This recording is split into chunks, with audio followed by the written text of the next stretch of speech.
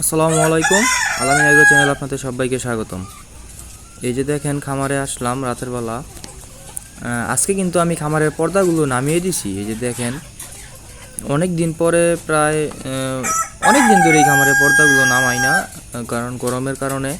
আর আজকে হঠাৎ করে অনেক বাতাস হইতেছে, এই কারণে ঠান্ডা বাতাস আবার যাতে মুরগিগুলো ঠান্ডা না লাগে এই কারণে খামারের পর্দাগুলো নামিয়ে দিছি।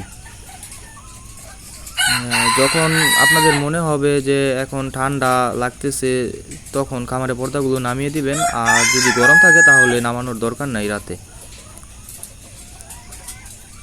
এই কারণে পর্দাগুলো নামিয়ে দেওয়া হয়েছে আর কি। আর এমনি আল্লাহর রহমতে সবগুলো মুরগি সুস্থ আছে। সবাই আমার খামারের মুরগির জন্য দোয়া করবেন। আর ভিডিওটা যদি ভালো লাগে তাহলে চ্যানেলটা সাবস্ক্রাইব করে দেন। হঠাৎ করে ঠান্ডা বাতাসের কারণে পর্দাগুলো নামিয়ে দিচ্ছি।